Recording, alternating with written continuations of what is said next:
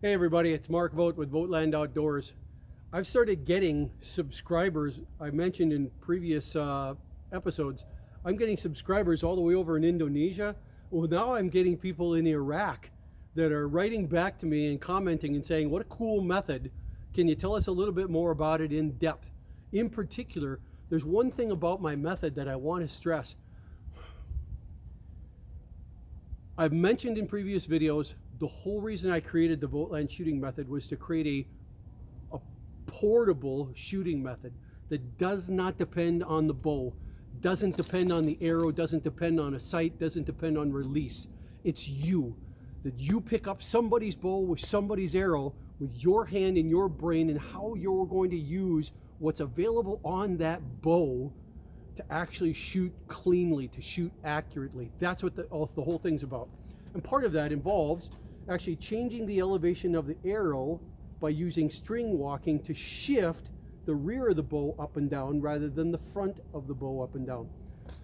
Now I see guys out there that do string walking as well, and you'll see their videos. They're great guys, they're great shooters, but one thing that I take issue with is that their measuring is that they put a piece of tape somewhere on their bow, and then they mark little tick marks on it, and the tick marks decide where they're going to put their bow up in the air.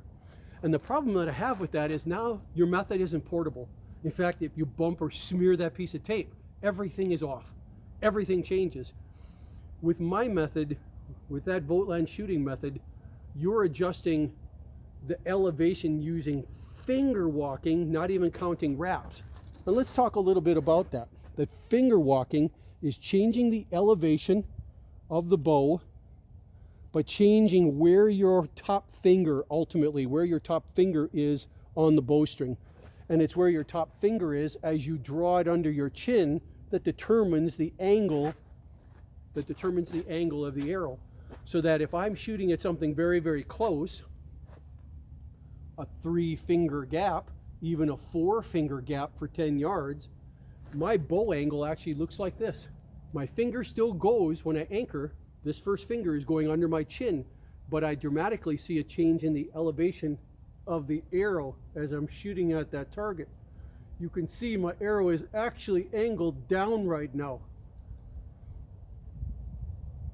Let's go through all of them. That's what 10 yards would look like. Here's what 20 yards would look like. Here's what 30 yards would look like. Here's what 40 yards would look like.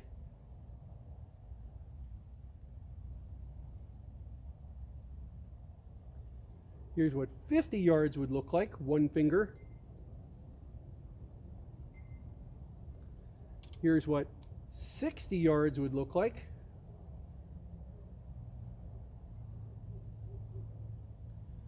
Here's what 70 yards would look like.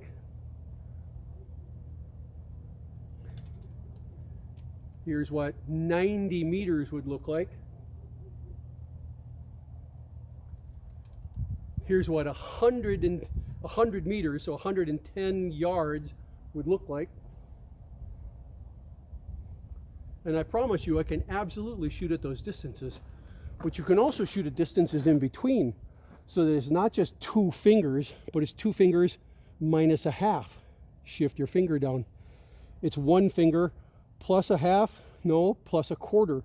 By going to the halfway point on your finger and then splitting the difference from here to here, that's an easy thing for humans to do. We're really good at dividing things in halves. So if you talk about a finger width, then or 2 fingers width, then half of that is right here. If you talk about 1 finger width down, then half of it is right there. And you're going to be off by a millimeter. That's actually really good. If you wanted a 1/4 of a finger, well, that's half of a half, so that's right there. And if you wanted 1/8 of a finger, well, that's a half of a half of a half, and there you are. Now, what does that get you? On a bag, even like this one that's sitting at 20 meters, that eighth of a finger is a difference of about maybe 2 inches on the target. In other words, it's a very minute adjustment that you can make.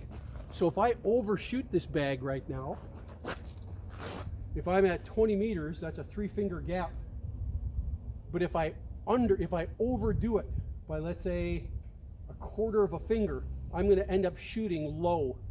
That I'm going 2 and 3 and I'm going 3 and 1/4 fingers. I will deliberately shoot low, and that 1/4 finger will come up. I'll fix that afterwards.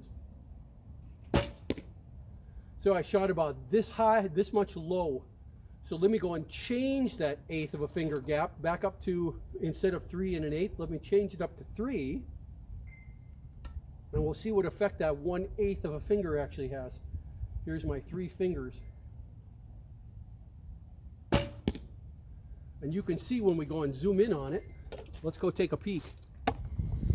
We'll see that even at a useful range like 20 meters, 1/8 of a finger is actually about 4 or 5 inches.